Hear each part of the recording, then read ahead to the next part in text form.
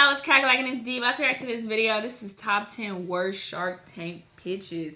I love Shark Tank. I used to watch it all the time when I was in Texas. I don't have time to watch it anymore, but it was a great show. It was very inspirational.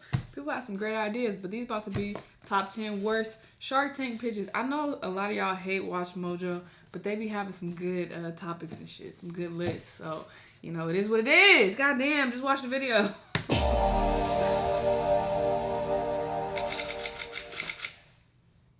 Mark, how long are you visiting Earth? Any aspiring entrepreneurs out there? Here are a few pointers on what not to do. I see it as a novelty product. I can't see you ever making money with this, so I'm out. Welcome to WatchMojo.com, and today we're counting down our picks for the top 10 worst Shark Tank pitches. Well, you know, there's the Easy Bake Oven out there. Put it next to somebody's bed at 2 o'clock in the morning. You don't know where a kid's gonna put the Easy Bake Oven. For this list, we're looking at the absolute worst products or services pitched on the US version of Shark Tank. But we're also taking into consideration the quality of the pitches themselves. If you see a squirrel on your bird feeder and he wears out his welcome, just press the remote control and deliver a harmless static shock correction that is similar to walking across the carpet and touching something. Bam! Number 10, Sticky Note Holder. I have created a product that will keep your sticky notes in place and organized while working at your computer. Have you ever thought to yourself, man, I really wish I had a device that could attach Post-it notes to my laptop? No, you probably haven't, because, well, Post-its are already perfectly capable of sticking to things. This example here is an example of what we're all used to seeing. There's been no change in it, and there's been no solution to it until today. It's kind of a big part of their job description. Mary Ellen Simonson, the woman pitching this wonderfully useless product, was asking the Sharks for $500,000 in funding. Can you say delusional? Stop the madness. Are you out of your mind? Yes. Are you crazy? Yes. Who would give you $10 for that? A lot of people. To top it all off, she had made 0 sales and didn't even have a patent on her invention, which, if you're a regular Shark Tank viewer, you'll know is a recipe for a quick rejection. However, inexplicably, the flippin' notes are still available online. I don't think your product is worth what you're asking, but I do think you have a product there. And I think for $10 a pop on a QVC type station. What planet did you come from? No, let me tell you, I think you could sell it. Number 9, no fly cone. Well, you see the flies that they accumulate. Well, this, you don't see the flies until you actually look to see what you've caught. You know you're off to a bad start when your pitch involves feces. Entrepreneur Bruce Gaither had an idea that involved using dog poop to attract flies to his trap. So, I designed an all-natural fly trap, and right away, we were successful catching them where they feed and breed. To bring his idea to life, he asked for $25,000 for a 15% stake. Sure, he gets points for bringing his adorable golden retriever onto the show with him, but a cute pup isn't enough to change the Sharks' minds. You're kind of creating the problem by leaving the poop outside, aren't you? Aside from the fact that this product can only be marketed to dog owners, the Sharks made the legitimate point that no one would want to use this device in their homes because, you know, poo. Even Family Guy creator Seth MacFarlane's endorsement couldn't save this doomed pitch. What? He's your spokesman? He doesn't even have a dog? If I did, I'd be the first guy in line. Number 8, Squirrel Boss. Now we know squirrels are extremely cute, and they need to eat too. But they are 5-pound gorillas, and they are hogs. Any pitch that involves electrocuting harmless woodland creatures deserves a great big no. And that's exactly what this one got. Michael DeSanti markets his product as the world's first interactive squirrel-proof bird feeder. The interactive bit is what's key here. So, Mike D, just to be clear, I'm sitting in my house. Yes. I see the little squirrel eating. Yes. I think he's had too much.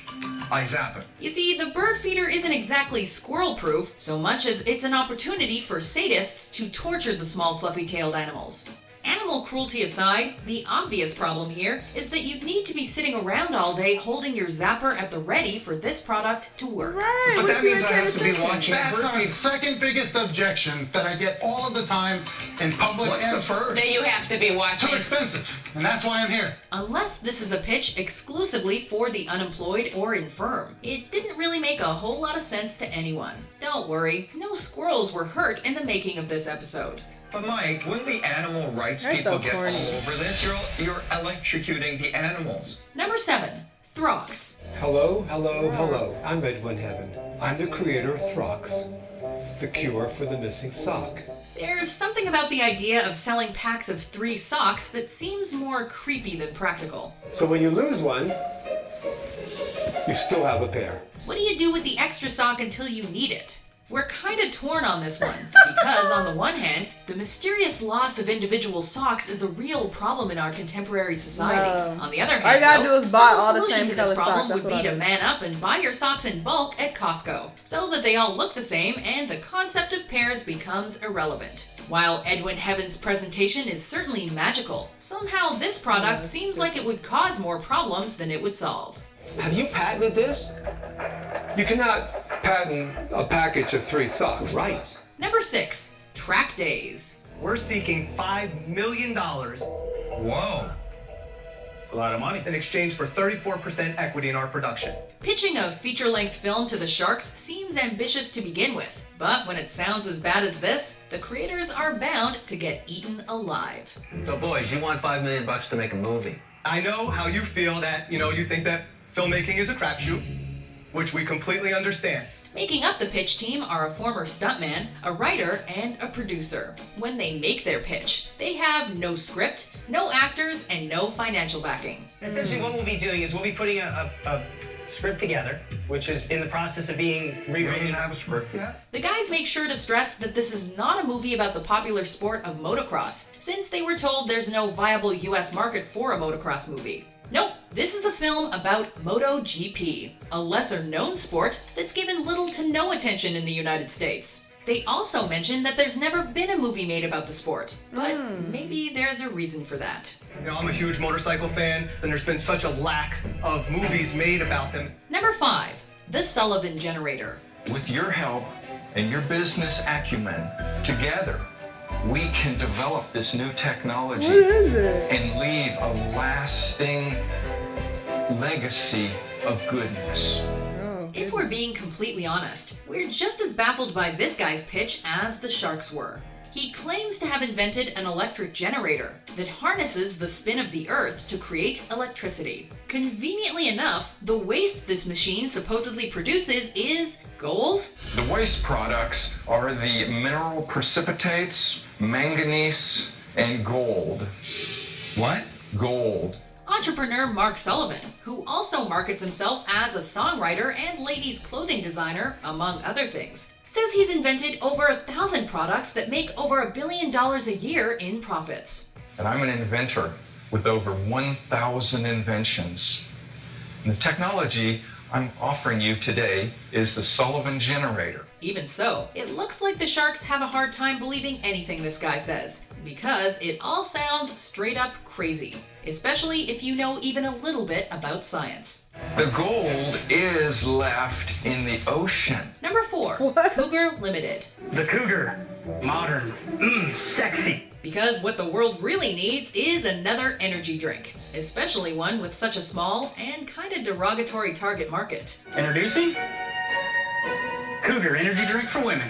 Not to mention, women between the ages of 35 and 55 hardly seem like the prime demographic of energy drink consumers. Right. Also, how many women can there possibly be out there who self-identify as cougars? Okay, in case you're unclear on the concept, this is an energy drink for women of a certain age who like to date younger men. Isn't a cougar typically older? Because she looks younger than you are. Well, she's been drinking the Cougar shot for a while now, so. I'm 35. 35. Wow, you look great. Isn't that too young to be a cougar? The inventor, Ryan Custer, claims this is, quote, the industry's first gender-specific functional beverage. But that doesn't even seem to be true. This product pretty much has nothing going for it. And it really doesn't help that according to Barbara Corcoran, the drink tastes like chalk. 0 calories, 0 sugar. Taste I have on my tongue now. Could be maybe the niacin. Number 3, WakenBake. My product takes a unique approach on waking up in the morning. It's pretty much the only one of its kind. Didn't Michael Scott have this one You covered? got weed in it? When I wake up, I plug in the grill. People say I wake go and back bake. to sleep again. Then I wake up to the smell of crackling bacon. When you want to wake up to freshly made bacon, you just set up a George Foreman grill at the foot of your bed, right? Clearly, this inventor isn't a fan of The Office because he came up with a pig-shaped device with the exclusive purpose of bedside bacon making. And so, inspired, I went home and I built the world's first alarm clock that actually wakes you up with bacon. This is the first idea on our list that actually seems kind of appealing until you think about the logistics of it. You have to put the bacon in before you go to sleep. And leaving raw meat unrefrigerated overnight seems like a recipe for disaster. Not to mention the whole thing seems like a serious fire hazard. You got no projections whatsoever. You got a pig box that's going to catch on fire and kill somebody. I'm going to be sued into the Stone Age. But those problems notwithstanding, Maddie Salen should keep working on this one. We are intrigued. Hey, Maddie, I love the face of the pig. Do you have a slogan for this or anything? Rise and swine. Number 2, RoloDuck. And what we've realized is that when it comes to communication, medicine is not in the 21st century. Aren't doctors supposed to be smart? Well, brothers and doctors Albert and Richard Amini managed to give a bad name to a well-respected profession. At least in the eyes of Mark Cuban. You're not going to let him tell me how I make money. Because there's no chance of you making money on this. Their idea for a mobile app that connects doctors and patients isn't fundamentally stupid in theory, but their pitch was so bad that there's no way anyone would trust their business sense. Sharks, with your investment, we will revolutionize the way we communicate in medicine, but most importantly, you'll help us get rid of these pagers and make some money doing it. They keep throwing in buzzwords like social media without an actual plan to back any of it up. It sounds like what they want to do is create a LinkedIn for physicians, but they have no idea how to get doctors to use their app or how to monetize it. The Sharks are understandably a bit harsh with their criticism. It's a valid concern because you don't want to be reading about somebody that actually isn't a surgeon that's offering heart surgery. That would be a bad outcome. I don't think their man would get any, but it's not going to be dangerous if you can't get any doctors. Before we unveil our number 1 pick, here are some honorable mentions.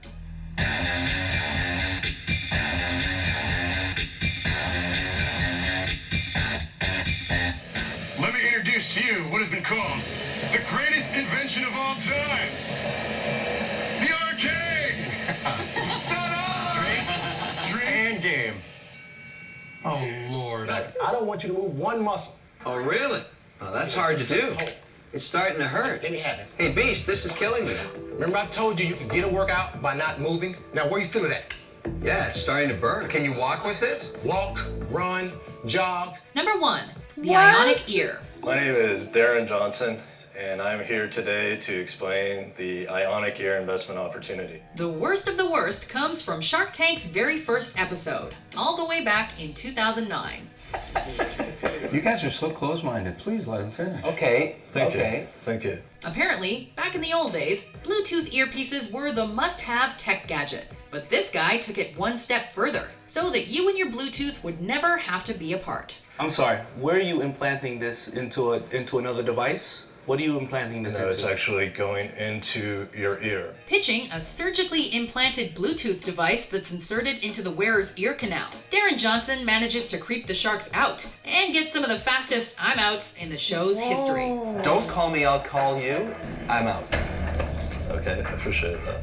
The fact that the device has to be charged nightly by inserting a large needle into one's ear definitely doesn't help his cause. And neither does the fact that he didn't actually get any doctors to approve his product. Surprise, surprise, the Ioniq ear never took off. Darren, here's insanity. Here's genius. This is you. You're somewhere. Hey, that is fucking crazy. What's wrong with you? Like, you, what? Inserting shit into people? Nobody gonna want to do that? The fuck? Hey, everybody got ideas. Like, idea gotta start somewhere. Hopefully he turned it to something else. I don't know. That's actually crazy. I ain't never like that on Shark Tank. These are definitely some crazy inventions though, but it was a good list. I know Watch Mojo, I know they kind of corny with their commentary, but they be giving some good lists, you know, so I like some of their videos. But let me know what y'all thought about it. Let me know what other videos you want me to react to, and I'll see you guys in the next one. Bye!